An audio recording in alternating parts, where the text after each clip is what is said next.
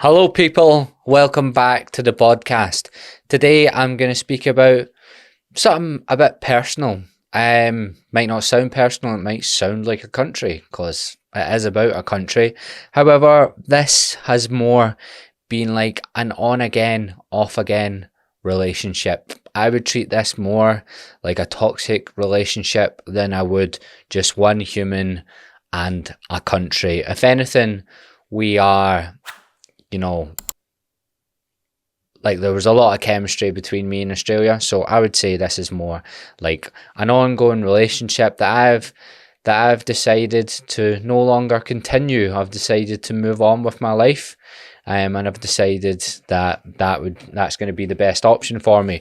Now, before I get into today's podcast, I'll just give you a brief background on like how long I was in Australia, where I lived and all that, just as a little intro, and then I'm going to split it up into subsections like I usually do with my podcasts.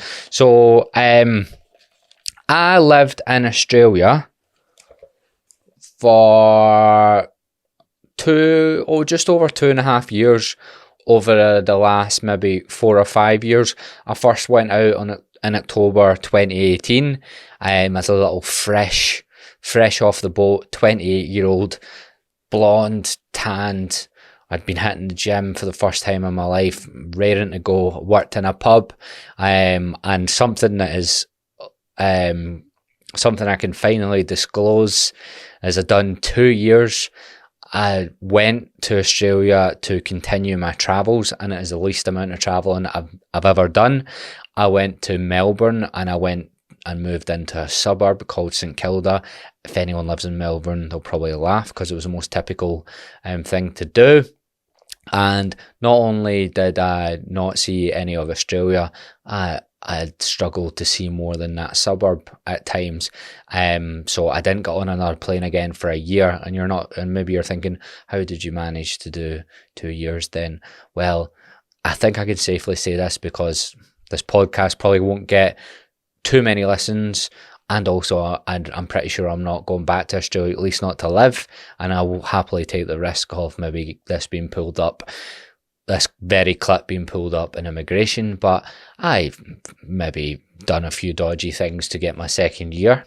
I was 23, I'll let myself off with it, but you're meant to do farm work for 3 months. I just wasn't doing that. I just wasn't doing it. So I went to a library and I faked wage slips. Now, I get a lot of shit about that from the few people that I've known, but I only get shit about it from the people who'd done it. Now, and what I'd like to say to you is you shouldn't have had to have done that. When I first stayed in Melbourne, and so I was there in October. By like February, when winter starts coming, everyone went to go do their farm work. Now, for anyone that doesn't know, so it's like 3 months or 90 days you had to do, or 88 days, but of farm work you had to do to get your second year. Like 90% of the people I knew that left Melbourne all got royally dicked over. Like none of them got work. They got promised work when they got to places. All these hostels didn't give a single flying fuck if they actually gave them work or anything. So they would literally haul all their stuff, 3 hours, like 2.5 hour plane up north, 3 hour plane up north, get to the butt fucking nowhere, stay in a disgusting hostel and have no work that would have no work for them, so they wouldn't get any of their days done, and they would be spending the same amount of rent pretty much as what they'd be spending in Melbourne, all to not get any of their days done. So I was like, I'm not doing that. I'll happily take this risk that I get kicked out of the country rather than do that. And I got approved. But now I'm not going back. I can stop stressing about people knowing that. It's 5 years ago. I'm fully over it. You can go over it as well.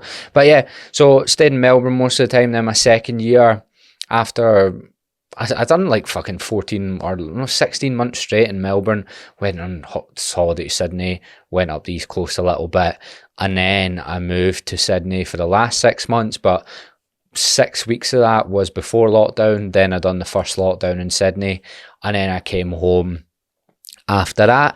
Then I was home for literally from August 2020 to November 2022, and I got my second year reinstated because anyone that was there during COVID got their visa back.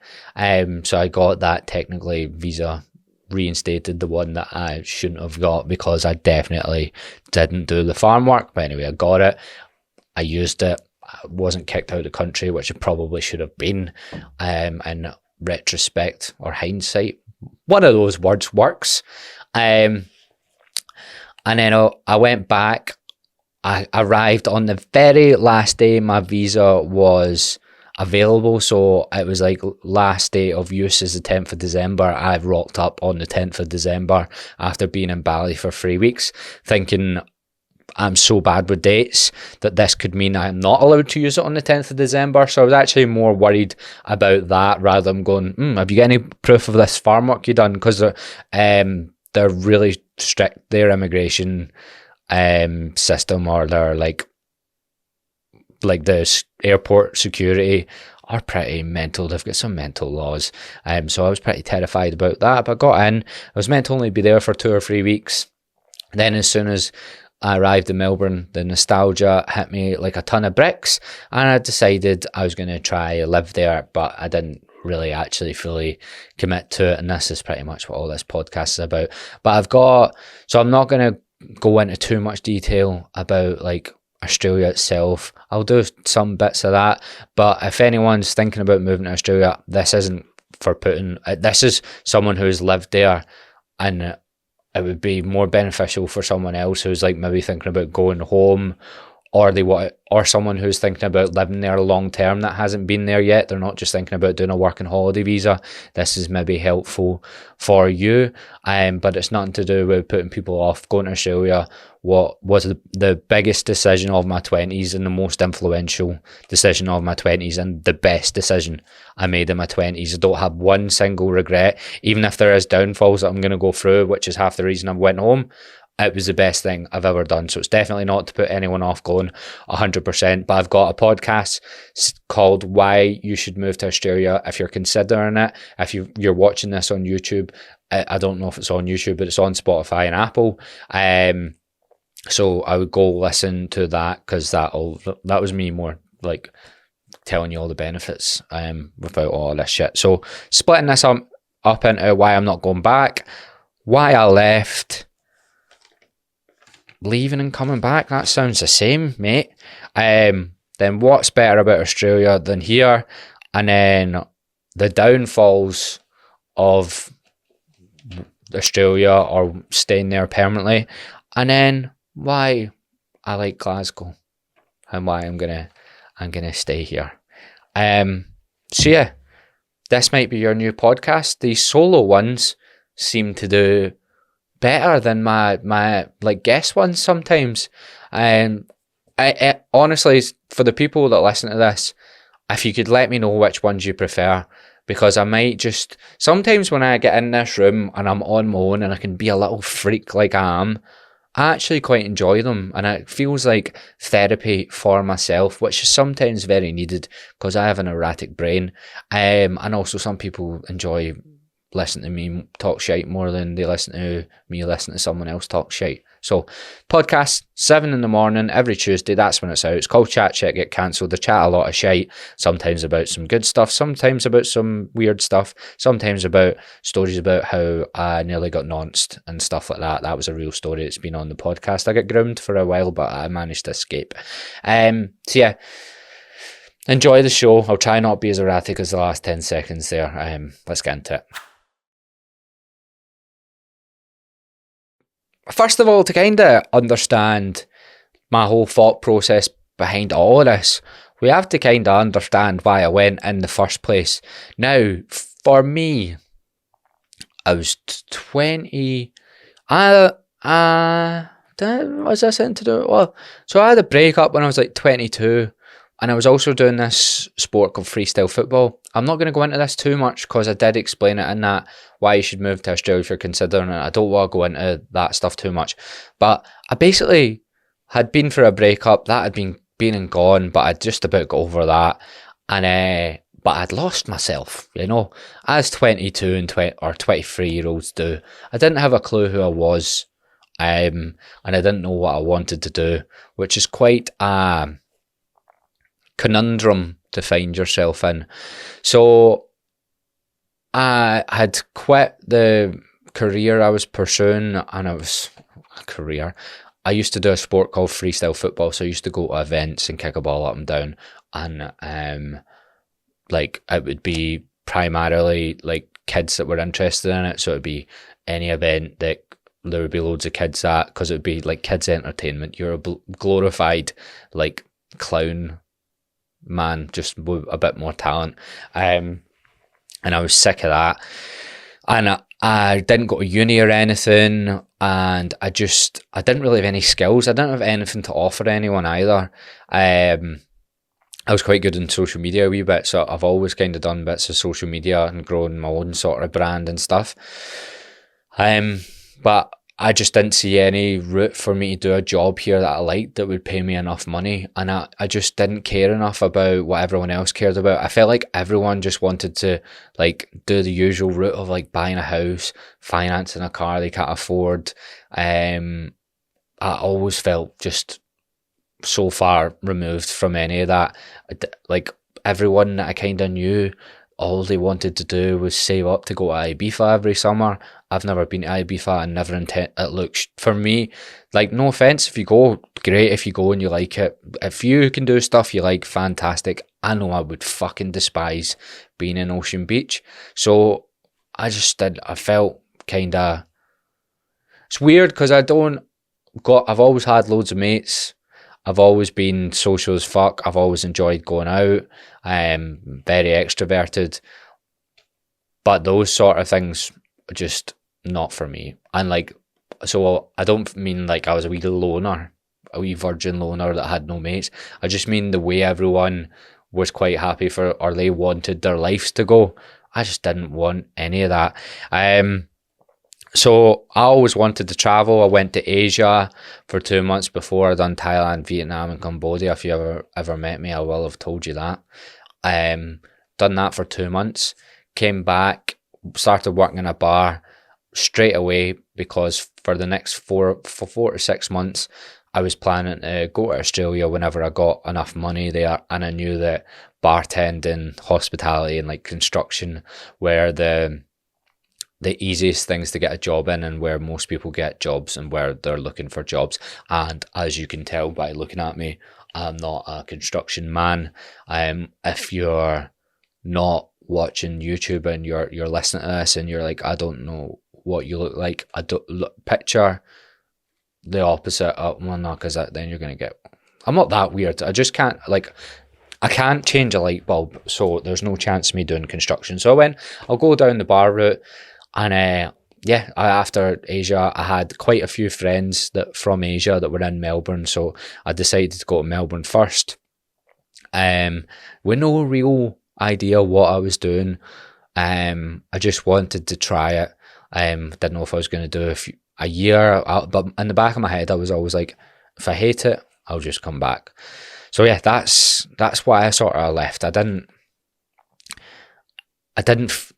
see a happy future for myself in Scotland or any of the UK, even London. That didn't really appeal to me, so I thought, fuck it, I'm gonna go somewhere else.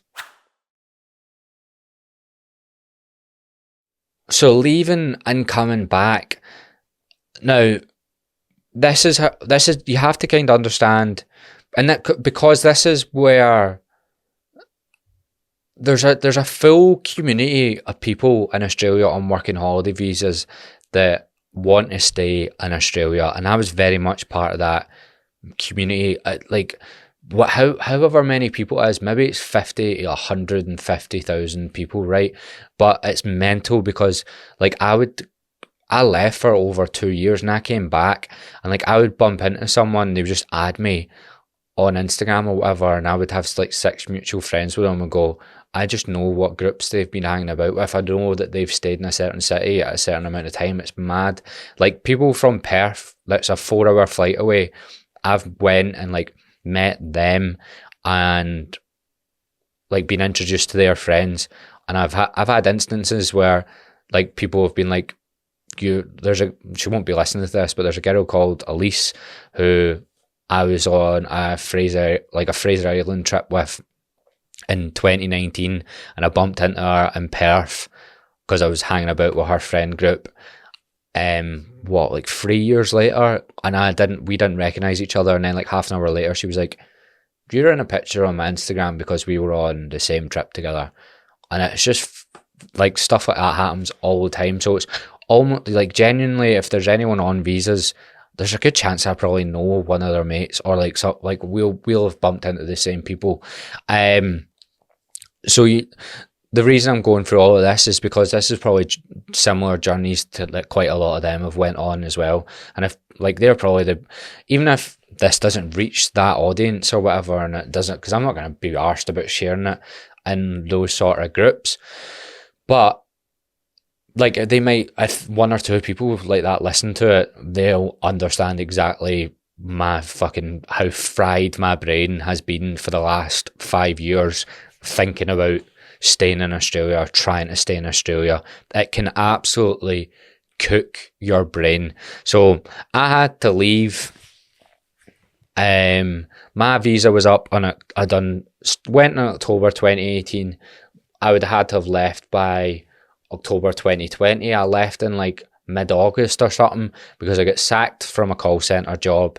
And I'd already booked my flight before I got sacked, but I had a girlfriend at the time who her visa was ending in like August or whatever, so I was going to go back earlier anyway. But if I would have been able to stay permanently, I would have stayed there. I had no, like, it was COVID as well. I've got no skills that are on the job list, and I didn't have any way of getting sponsored or anything. I did look into it a few times, but I was just a minefield, and when there was COVID, there was no jobs that were going to like get you sponsored or anything. But see, if someone came up to me at that time and said, "Here, would you break up your missus and not go home if I give you this, like any kind of job to stay here for 4 years?" I would have stayed. That sounds very harsh, but that I knew that relationship wasn't going to go anywhere anyway. Like, we lasted a month when we came back, but I would have absolutely went, "Yeah, I'll stay. Yeah, I'll sack off the flight." As harsh as that sounds, that's what I didn't want to go home. And it's funny because I was the one. There was maybe like 12 of us from all like my groups that were all kind of having to go home, and I was the one that was like the most, like, because I was going home and I was going to start PTing, and I was quite excited about that. So I was the one that had their shit together the most about going back home, probably, and I was the most, like, if you spoke to me about it, I probably sounded the most fine with going back home, and I was probably the one that dealt with it the worst. And I'm the only one, I think, that came back on that visa, like came back later. Everyone just settled back home, but I always wanted to go back. Leaving was up there with one of the worst phases of my life, 100%.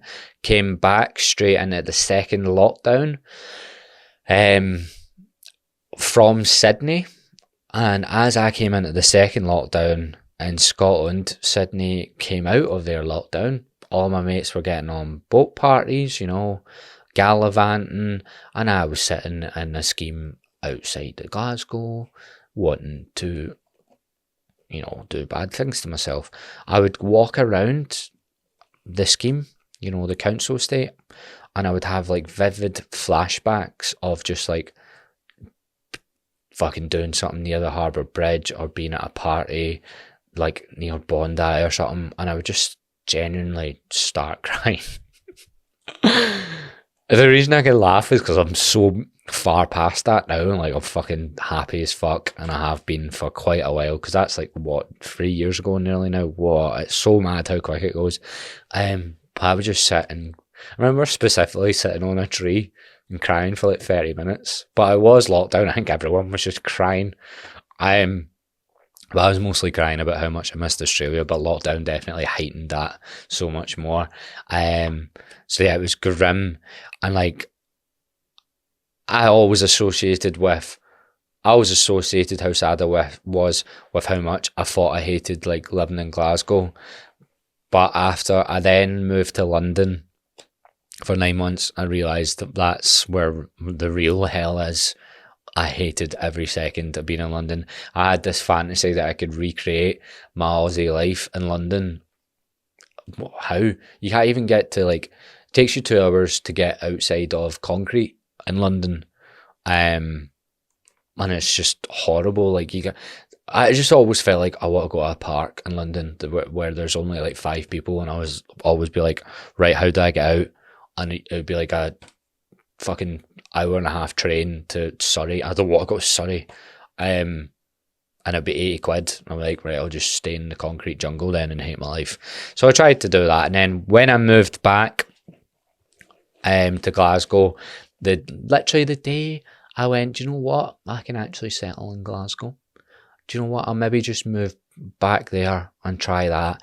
And I was quite like happy with it. I was like chilled out about it. I was like, get me out of this fucking shithole London where all you hear is just little guys in there. You know those people that wear the specs that don't need specs? And then they've got little Surrey accents. They're wearing like a Ralph Lauren like zip up, and they're like, yeah, we just made a deal today. Yeah, I'm gonna go up from 100k a year to 120k a year. Yeah, well, they actually more talk. Can't do it. You know, the posh. That sounded like a wee fucking weirdo. But you know what I mean. Those Surrey cunts. Oh, listen to them. I just had enough of it.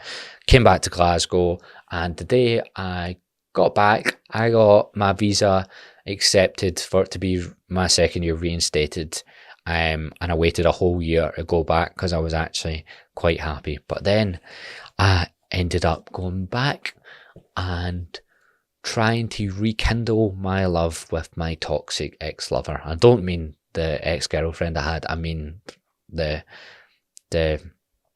ex-country I had. That it was genuinely like going through a breakup, coming home. That's the way I would describe it. Flashbacks all the time. All I thought about was Australia, and all I thought about was how I was going to get her back. Probably didn't think the order of this through too much, because next bit's what's better about Australia, because it's going to make me think, should I go back? And we aren't going through that again, and I've disclosed I didn't do my farm work to everybody, so that's not happening. I should probably stop jumping the gun so quickly, because I basically made a podcast about I'm going to stay in Australia forever 7 months ago. 7 or 8 months ago. And the description said why I'm not living in Scotland anytime soon. And 7 months later, I'm saying why I'm not going back to Australia. So I should probably stop jumping the gun. But do you know what? That's what I've been doing for a long time. I just like say how I'm feeling, and that's it. And I just go with it. And it's worked out quite well for me. You know, genuinely it has, compared to like what I was like when I was younger. I wouldn't say I was really unhappy. I wanted to not have a job I hate. I wanted to like just like life. Do you know what I mean? I wasn't like, I didn't have unrealistic expectations. I don't live a glamorous life just now, but I'm happy. But I just had to figure myself out, and figure out what I actually liked and what I can deal with, and then lower my expectations as well a wee bit, and then I was fine. But anyway, what's better about Australia than anywhere in the UK, really? So wages are dramatically better. Like so even if you just put it, so there's common misconceptions, right? People think Australia's dead expensive. It's absolutely not. It's only expensive if you're not making Aussie dollars. See, if you've got a job there, it's not expensive at all. Like I don't know enough about other countries, but just by even like listening to some podcasts and stuff, it must be up there in one of the top countries for the wage to cost of living difference, like the amount of money like the average person makes to the amount of money they could get by on. It must be like what it's got to be up there for being one of the best of that. Because even like New Zealand, it sounds very similar to the UK when people, because you meet loads of people that like then just try New Zealand because they can't stay in Australia. And I always tell people are like, I want to go to New Zealand. I was like, you've seen a picture, right? You've seen a few nice pictures, class, right? But if you actually want to move to the other side of the world, there's a reason that so many Kiwis move to Australia, and it's because there's more opportunity, more money, and the lifestyle's better because of that. Weather's better as well. So when anyone goes like that, because people just want to choose New Zealand to be different, because a lot of people move to Australia, but there's a reason a lot of people move to Australia, and trust me, I'm the ultimate, contrarian. Is that the right word? That isn't it? And I will tell you that even though New Zealand would be a different choice and it would make you a wee bit different, Australia there's a reason everyone goes. It's just like, there's a combination of things that just make it a fucking unbelievably class place to live. With some downfalls that we'll go through. Otherwise, I'm going to book a flight. So the wages, so I was bartending. I was on, when I first went, I was on about $27 an hour. Now, I'd done a few bartending shifts, even so I'm basically, before I go into things, I'm a full-time PT. I'm an online coach as well. See, when I moved back, which I should have went through in the last bit, I started this business. If you go on my Instagram, you can see what I do. But for 3 years, I've basically been building a PT business, done in person, done online. I'm doing all right for myself, worked my fucking arse off because I didn't see any other way of me enjoying life in the UK or making enough money to like be able to even move out and stuff. And I haven't moved out in the UK because it's fucking way harder here. So I was bartending. I was on the equivalent about, so $27 an hour. Back home, the 6 months of bartending I done, I was on about £9 an hour. So $27 is maybe like 16 quid an hour on almost double bartending, mate. Just bartending. And if I went through, so they do everything weekly there. So I would maybe make about $1,000 a week working anywhere between 38 to 42 hours. This isn't perfect numbers, and I'm talking about 5 years ago, so I can't remember the perfect numbers. I actually can remember quite specific things though. So everyone's done weekly there. So if you can think about my cost of living, right? Bear in mind, I'm living 5 kilometers outside of Melbourne, which you're like, oh, you move 5 kilometers outside of Melbourne and make it better. No, I would actually hate to live in the city centre of Melbourne. It's too busy. It's not, everyone goes just outside it, to like the beach and stuff. Not that there's class beaches in Melbourne, but there is beaches. So that was like the prime spot I was living in. I was paying $210 a week. The flat was actually all right. Some people stay in absolute horrors. I avoided them. I done quite well with flats, but I would just try my hardest to like talk to everyone and shit. I was a bit of a weirdo that way. I would talk to absolutely everyone about jobs, about houses, anything. So $210. I'm also not like I was notoriously bad at saving, so I'm not like that. I'm not like got everything organised and like know my finances and stuff. Absolutely not. That was not me. So make about $1,000, $210 odd rent. Just say there's extra bills or whatever, and I mean like my phone bill and that. Say that comes up to about $300, and then I would be able to live on about $200 to $300 a week.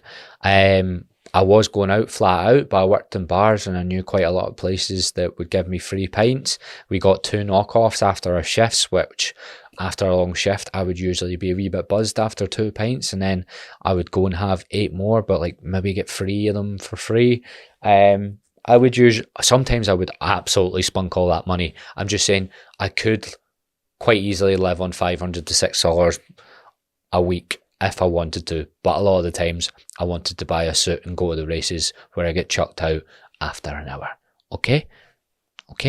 You know, sometimes I made silly decisions, but if you want to make money and save money there, it's a million times easier in the UK. When I used to work in the UK and look at my wage, I'd be like, I can't even get by living with my dad on this wage. never mind go on holiday or do anything. Do you know what I mean? That's the way it felt every time I got a wage here. So it was a stark difference going out there. There's a reason that nurses is full of Irish nurses, quite a lot of UK nurses. Nurses will probably make, I don't know the numbers, don't sue me, but they're probably about double. You get rates. So like if I work past 38 hours or 37 and a half or whatever it is, you would get time and a half or double. You get Saturday rates, Sunday rates, where you would get more money. Money's so much better over there.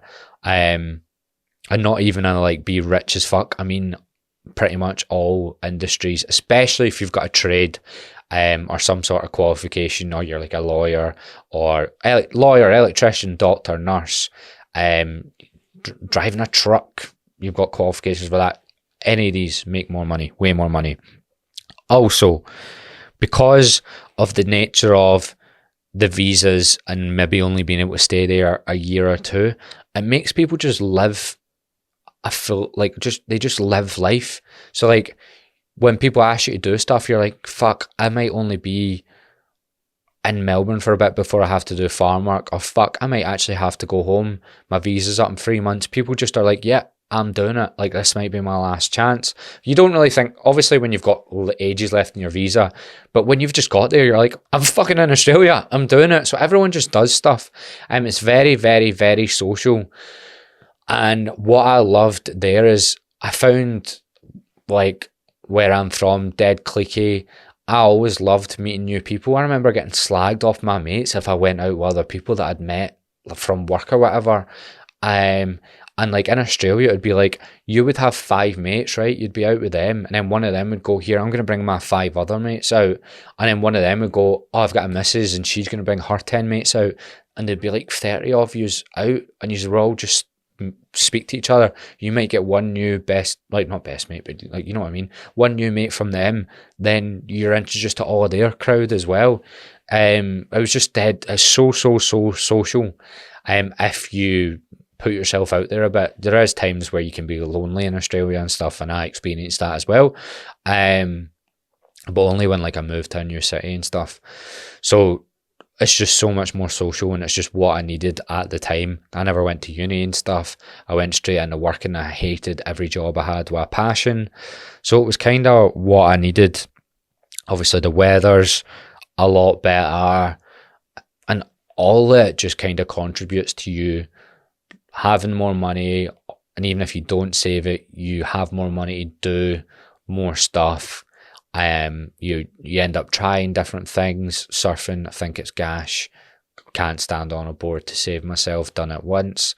A few people picked up skateboarding. I thought that is still for gimps, so I didn't do that myself. A few people start getting mullets. English people are pretty bad for starting to develop some sort of Aussie twang that I've noticed Scottish and Irish people don't tend to do. Just English people tend to put on this wee Aussie twang. You're like, what are you doing, mate? You've been here 2 months. But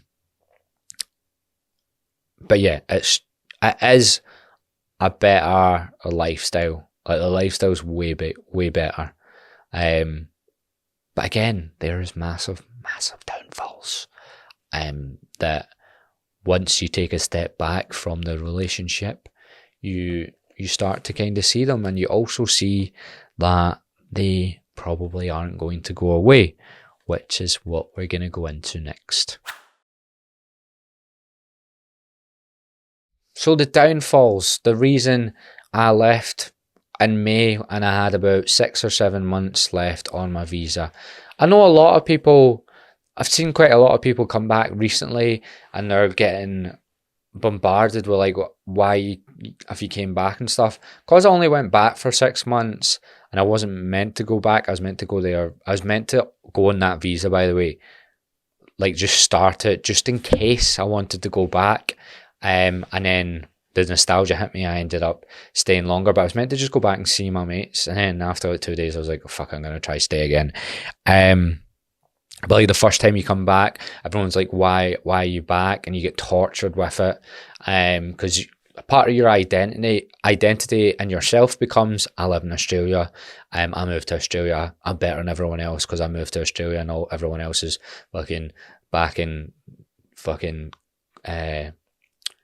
cloudy Scotland. That's the way your brain starts thinking. You're like, fuck them. Do you know what? Fuck them. It's probably overcast over there. Look at this. I'm on Bondi Beach. You become a bit of an arsehole that way. Probably you do feel superior to the ordinary UK resident.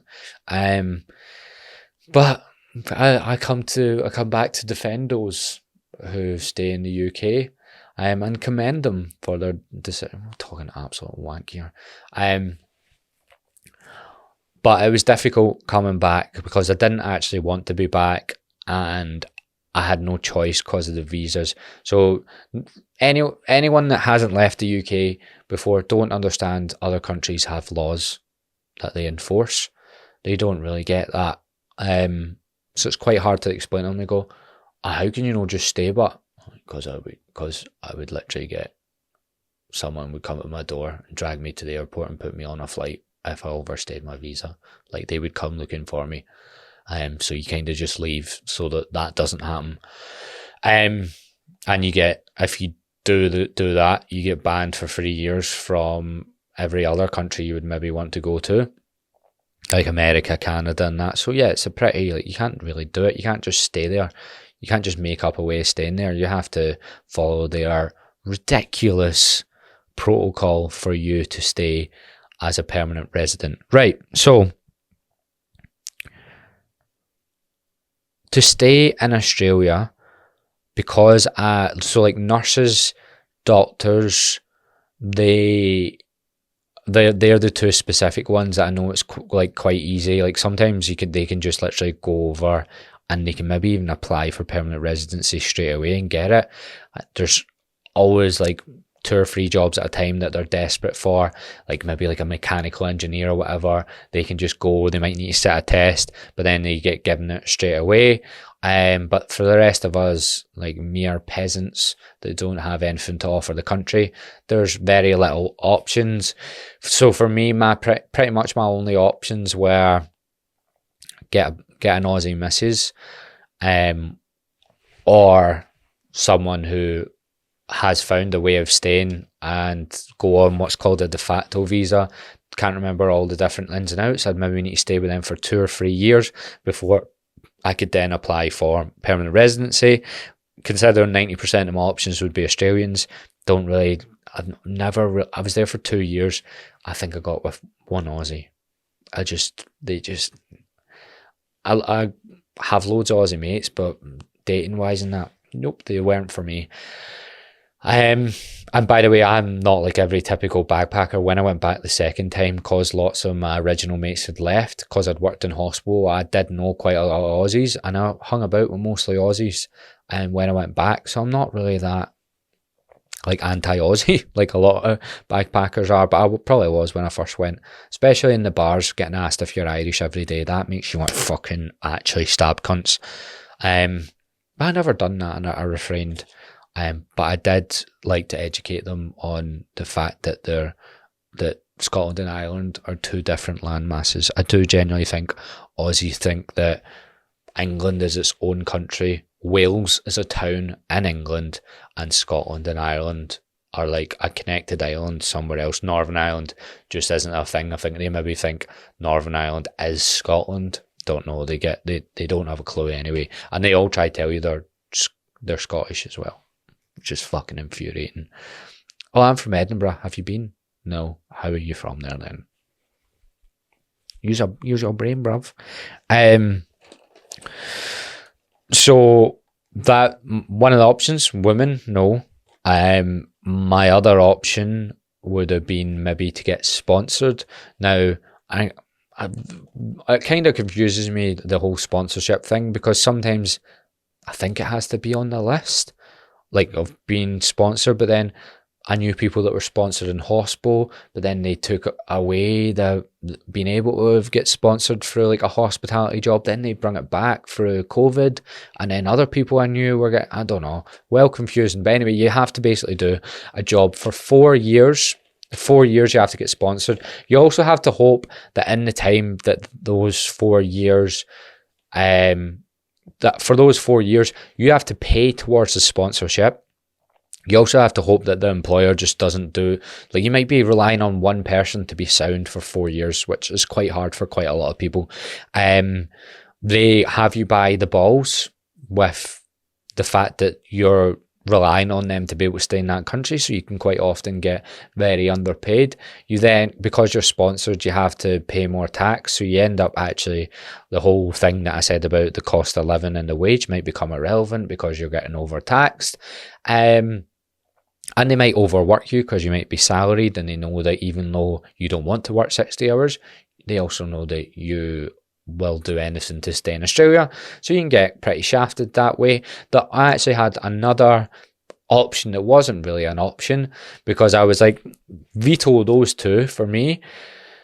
I looked into anyone that's into fitness will know who James Smith is. I was like, right, I do that job. What did he do? And then I watched him, how he went through about 15 to 20 different visas, business visas and all that. I was in a position probably where I could hire someone, be a bit stressed, maybe get some business visas, but none of them lead to you, like, you know, the 4 years of sponsorship leads to you staying there permanently. None of those do. He got a talent visa, which to me sounded pretty much like he just got to the point where he was that much of a influential person that they just go, fuck it, if there's somebody like that, they can have a visa. And there's only like 10,000 of them or something like that. So even then, it's like you might not have a chance. That, like, you know, you might go like that, oh, I think I'm in a pretty good position to stay here, and then there's only 2 spots left, and Nelson Mandela has resurrected and decides he wants to move to Australia, and he's took your spot, because they go, well, I'll take Gavin Mckinney, who's a PT, he helps people lose weight, or will I take Nelson Mandela, who's resurrected and he might help the Aboriginal communities, because, do you know what I mean, like, you might not have a chance.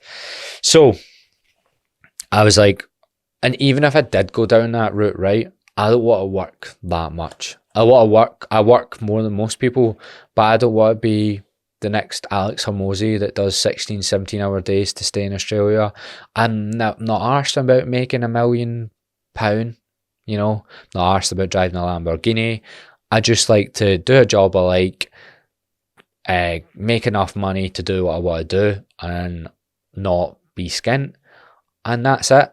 I quite like my life like that. So I was like, all those options, even if I'd done them and I got to stay in Australia, I also don't want to go in a relationship with someone and decide a year into it that I don't want to be with them anymore, and then I'm like tied into that. That sounds shit as well, because I've seen so many people do that de facto visa. And yes, I've seen some people get to the end of it, but they made up that they were still together for the last 6 months. Like, fully would text each other, pretend it was still a thing, so that they could, because they look into these things. You can't just like fake your way through any of these things. Even though that you might know one person that done it 10 years ago, the more and more technology we have, the less and less chance you have of faking these things. Even the farm work thing I done, I doubt you can do that anymore, or they've made it harder again. So, just every option for me just sounded like a way to ruin the current lifestyle I had, and also the lifestyle that made me want to stay in Australia in the first place. So it was like, compromise that lifestyle in Australia that I like to do this. There's also other options, like, I don't know, like random jobs, like go to a different state, go to like the Northern Territory where Darwin is and stuff, that have horrendous rain for, because Australia is so big, so there's different like seasons and different places. You go to like the Northern Territory, work in a town that you don't want to be in for like 3 years or whatever, doing some job that sounds horrific. You could do something like that, but I was like, do I want to be living in the butt fucking nowhere, bringing in my, like, I'm 28, like, do I want to be starting up my 30s in the middle of nowhere in Australia to get permanent residency? I absolutely don't. So I think, and also the thing that scared me the most was when I went back on my COVID visa, so my second year reinstated. It was called like a Nilvac visa, right? So I would bump into people, some people that like were messaging me on Instagram, like, oh, you're back, let's meet up. Some people I just bumped into randomly, like in pubs and stuff that I hadn't seen in years and completely forgot existed, but I would have liked them when I was there. And I'd ask everyone, what visa are you on?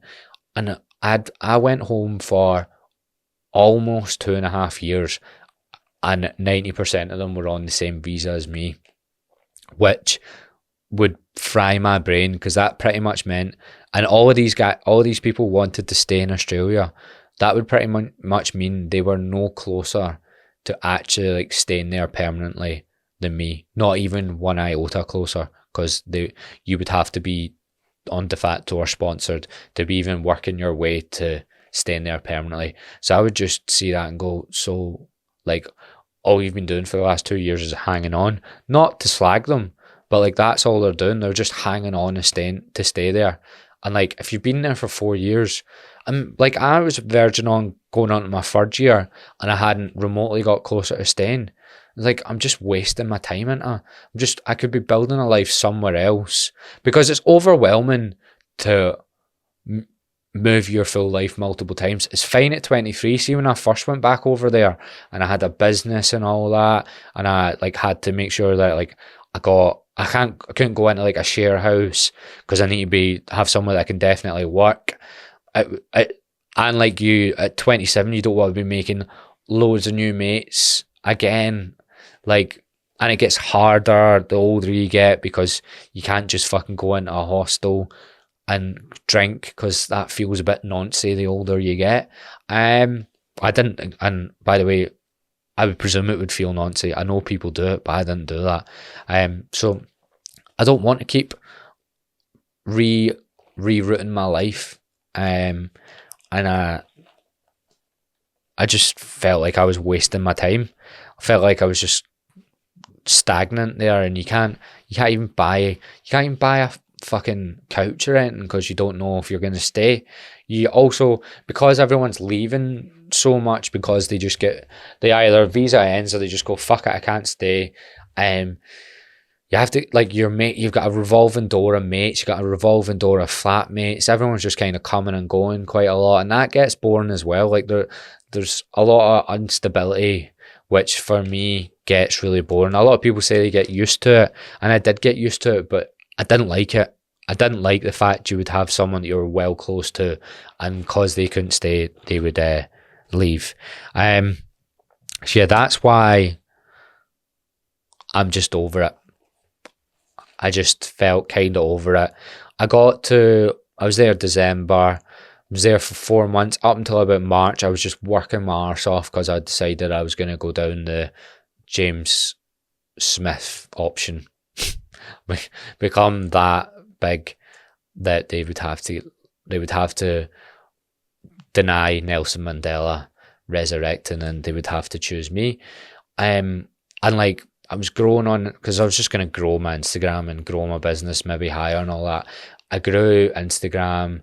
I got a wee bit burnt out, but I had to stop doing stuff I like doing, which was, I was playing volleyball and all that. Sometimes I would cancel it. And it was coming into the winter in Melbourne, and I was like, and then like I took a little break and I started doing stuff I like doing. My life was more fun a bit for again. And I was like, it's just not worth it, is it? And I dated a lot as well, met nobody that, I don't know, I met a few nice people, but I think most of the night, my flatmates would slag me, because most of the ones that I went on multiple dates with had no way of staying in Australia. As in, they weren't Aussies, or they had maybe just recently got there. They were maybe hoping to stay, but if you've not got a way of staying yet, then I know that how hard it is. So they were like, aren't you wasting your time a bit? And I was like, but I just don't like dating Aussies.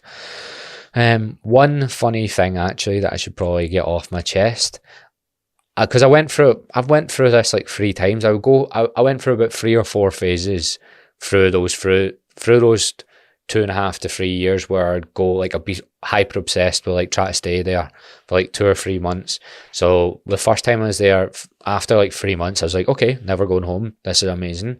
And I met this Irish girl. I get introduced to her from one of there was a girl that lived in my block of flats, so she introduced me to her.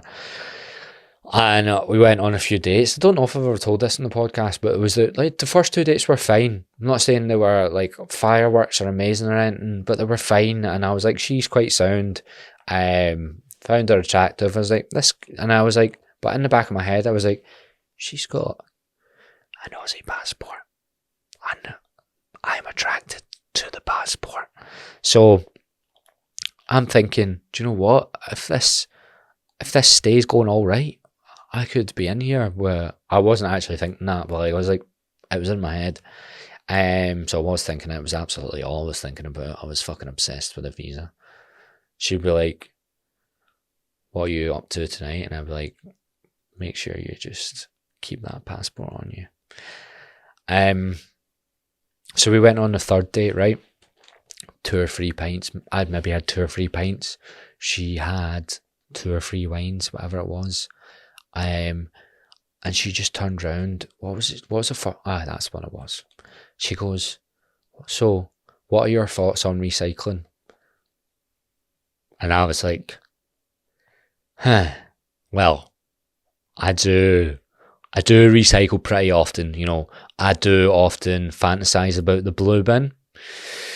I like the colour scheme of the blue bin. I think it makes it more attractive to recycle, if I'm honest, with the colour scheme, because it's bright blue, you know. I was like, cereal boxes, I don't even flinch with that cardboard. It gets flattened like this, down both ways, straight in the blue box. I'm just in a habit now that I'm a great recycler. And she was like, what about the St Kilda beach, the beach that we live near? She was like, do you not think it's a disgrace? Have you been down picking up the rubbish yet? And I went, no, I haven't been partaking in that particular event in St Kilda. I've been to many an event in St Kilda. Was that a rave last week down there? The floor looked pretty clean, to be honest. There didn't seem to be much litter. And she was like, you're a disgrace. And I was like, aye. So the thing is, I sort of knew that was coming because she had an Instagram highlight labelled recycling, which I decided not to click on because I decided the passport was too important. But it wasn't just that. As always, when someone is this opinionated about something like that, she proceeded to grill me on feminism. Now, I'd genuinely never push back on any of these topics. I hate these debates. I really hate them. I might have opinions, but I hold them in here. And I'm actually not that opinionated about any of this. I just quite like to go through life, enjoy it, and I spend all day trying to help people lose weight. I feel like that's, or not even lose weight, get into the gym. I actually don't focus on losing weight specifically because I'm trying to help people have a better relationship with food and whatever. I'm like, I spend all day trying to help people. Surely that's my wee bit, you know. Don't need to get into politics.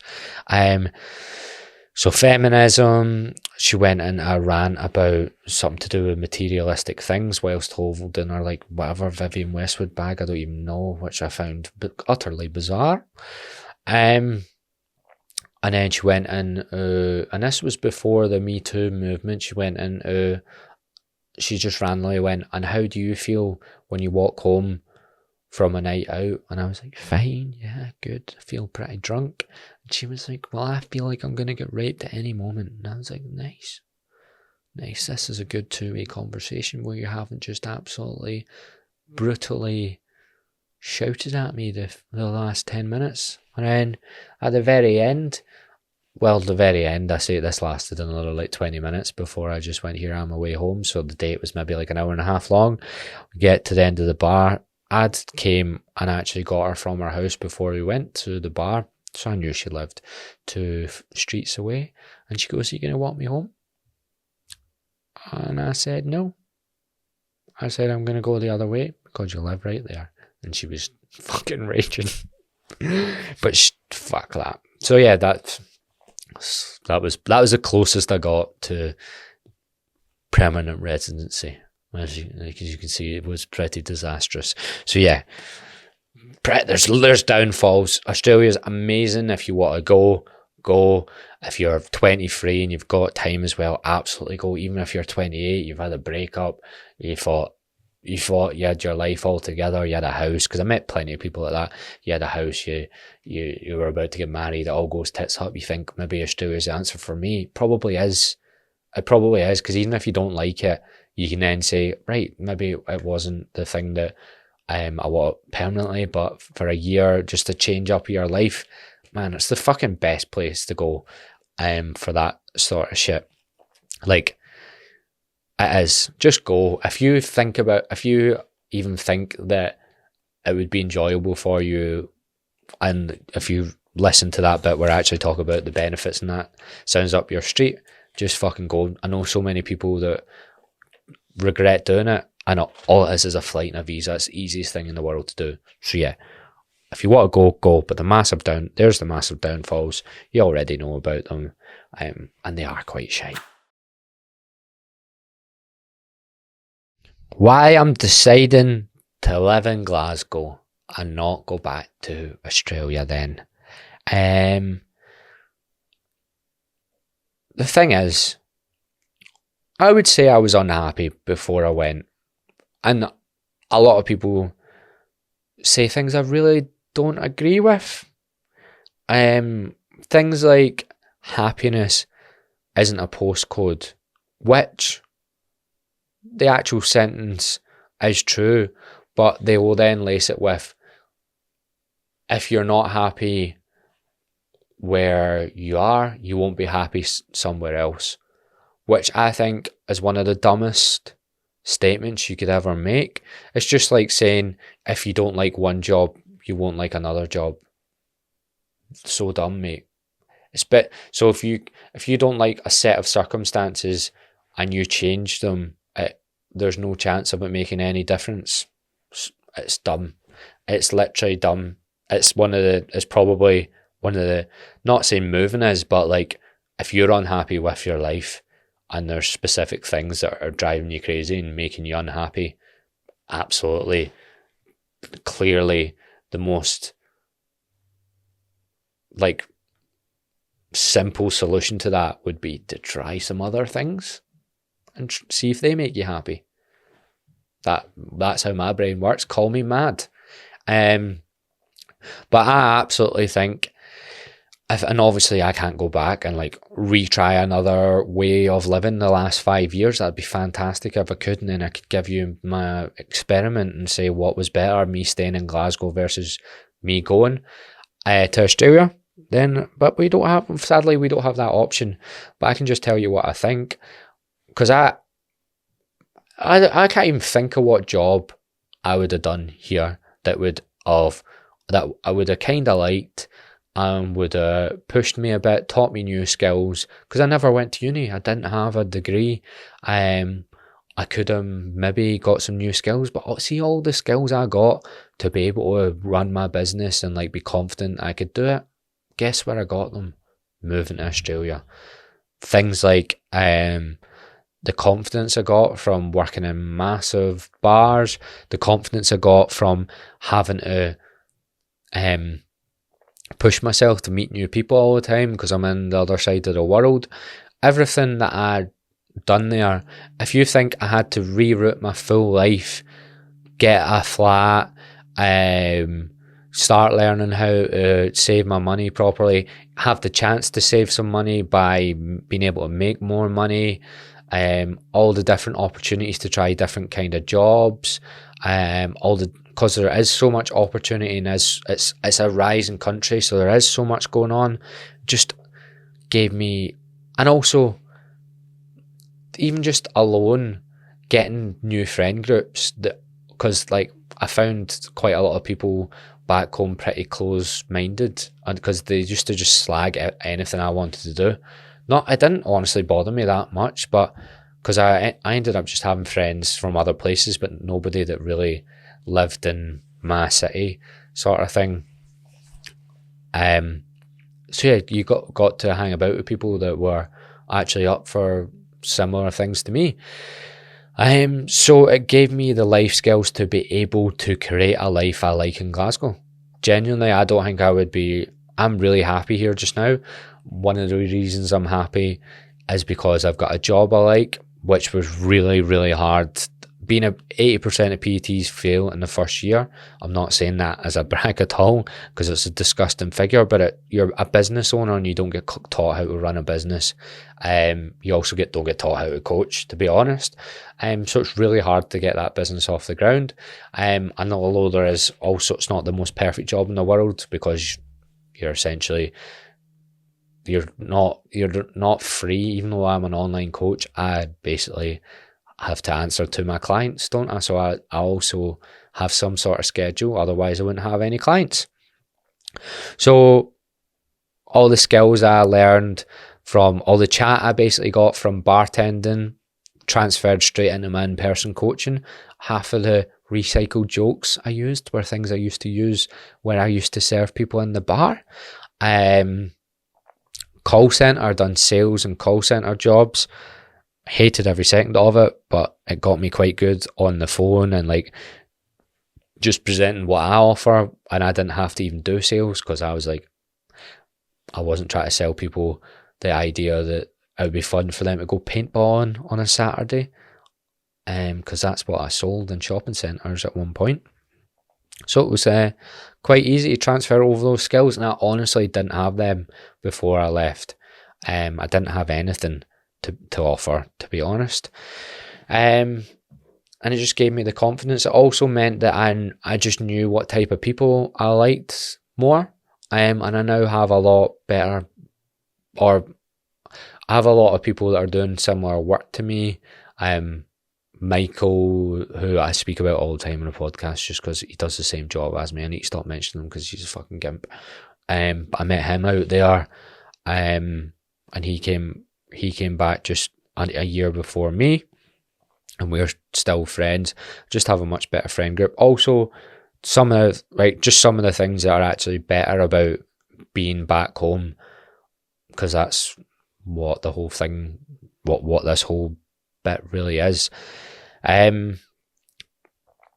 So family, if I look at my family, I'm only really close to my dad. I've spoke about going to therapy and stuff.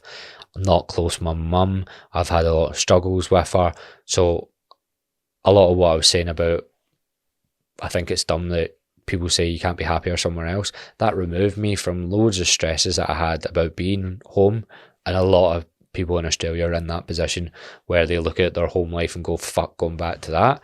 I had an element of that as well. I was like, if I have to go back and deal with all of that shit again, that put me off. So I'm only really close to my dad, but I'm so close to him, and he's so important to me that it's worth being here. Even just like, that's like 50% of what's better about being here, is I get to see him. I didn't see him for 2 years at one point. I used to cry randomly. I'd be at a party and I'd come home and just start crying because I hadn't seen my dad in like fucking 20 months and shit. And a lot of people that stayed through there in the lockdowns didn't see their family for like 3 years. And Australia wouldn't let anyone leave the country. You had to get special requests to like go home and see your family, even if there was a funeral on during COVID. So that's some other stuff that they're fucked with. I think it's a country that's ran better, but how strict they are on some random things is so fucked. So that alone, right? Also, I appreciate random things like everything's so much closer here. And Glasgow specifically, so I wouldn't live anywhere else in the UK. I would live in Glasgow. If I'm going to live in the UK, the lifestyle is very similar all over the UK and Ireland, I think. To be honest, I know enough Irish people to know that it's the same sort of lifestyle, pretty much.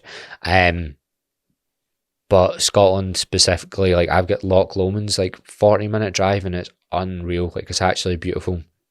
I went with one of my Aussie mates for a week around Scotland recently, and I'd never done that before. Went to like Skye and all that, mate. It's some of the nicest scenery I've ever seen in my life. It's actually fucking stunning.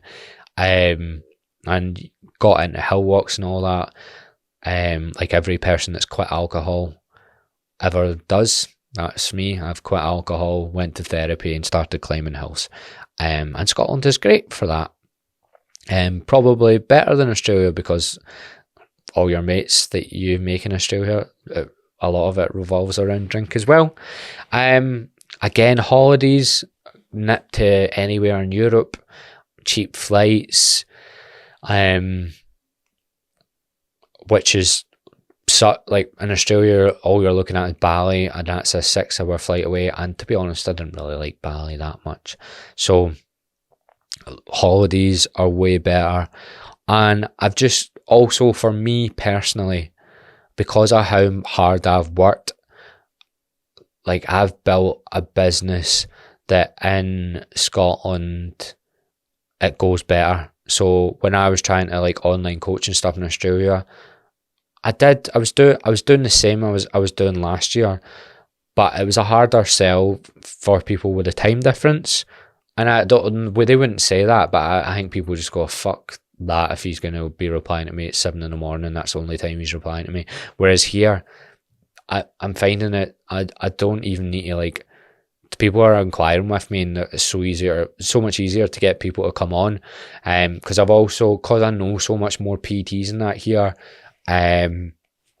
Everyone that's ever like followed me and stuff, 90% of my following is from the UK. So for me to get guests on the podcast, I've got a much bigger pool here. Like as in people are more willing to come on it here. I know way more people that I want to ask to come on it here. And also clients I've got. So outside behind this is, if anyone's ever been on my Instagram, all the reels and all that I do is in that gym. I had no access to anything like this in Australia, and if I did, it would cost me 4 times more. But Dale, who runs all of this, is one of my mates that I had on my podcast last year, and we just became mates. So I've just got a better setup, like a way better setup. And because now business and stuff is going better, I'm like, I can go on holiday more. I can relax a bit more. I don't feel like I need to move. I just want a more stable life. And I did feel that a wee bit when I first came back, but it took me to go back again and just see all the people that were hanging on, not actually finding their visas and that, to go, I just want a more stable life. I don't want to be moving about anymore. I've done it since I was about 22. I just want to like have some stability, and I will always do way more stuff than the average person that lives in the UK. I think like I just won't sit in at the weekend, even though I don't drink. I'll go do something. I'll fucking, in 2 weeks time I might randomly fucking go try paddleboarding or whatever, even if it's wet. Like I'll always probably try fit more stuff in than the average person or the average UK lifestyle, but I can do it here, and I've got other people that are willing to do it as well. So that's, you just appreciate different things, and I think it's just a natural, like, it's just getting older, not maturing, because I don't want to make it sound as if you're 30 and still try to stay in Australia, you're not mature, because that's not the case. But it's like just wanting different things due to your age, and outgrowing things due to your age. It's been just a natural progression for me, and I kind of felt like that before I went out. I just let the nostalgia sort of get to me a bit. And Australia will always hold a dear place in my heart. I keep getting this notion that I've got no tattoos at all, and I keep getting this notion that I might get something about Australia or St Kilda or something tattooed on me, just so that I can look at it and go, fuck, I lived in Australia for nearly 3 years of my life or whatever, and it was one of the biggest things that happened in my life, and probably one of the things that changed the whole. I didn't even go to the gym really before I went to Australia. Never mind, now I've been a PT for over 3 years, and I can't see me doing any other line of work. Even if I don't PT the rest of my life, I'm going to be in this industry. and I'm going to run my own business that will change into something else, but it will have been involved in fitness or lifting or something like that. So I went out there and tried loads of different things, came back. Within 2 or 3 months of being there, I knew I wanted to be a PT, but I waited until my visa was over to do it, and I just done loads of research in between getting absolutely fucking obliterated every weekend. So yeah, I hope you got to see the good side and the bad side of Australia. I hope I haven't put anyone off, because you might find a way to stay, it just wasn't worth it for me. There is ways to stay, just my personal scenario, none of them were worth it. But if you have a way to stay, it could be a lot easier for you. If you want to just go over in Gavin, it's one of the best places to do it.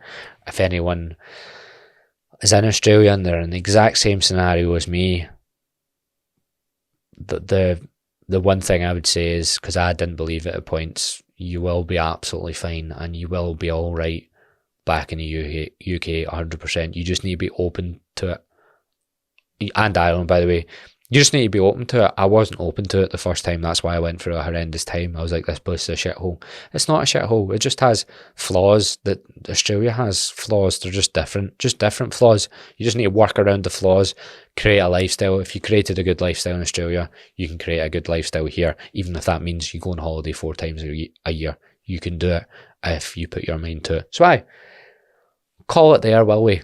Thank you for listening. We rate on the podcast, we rate on Spotify, rate it 5 stars, like and subscribe on YouTube, all that shit. I probably should have said that at the start. Okay, see you later. I'm fucked. My brain's frazzled. See you later.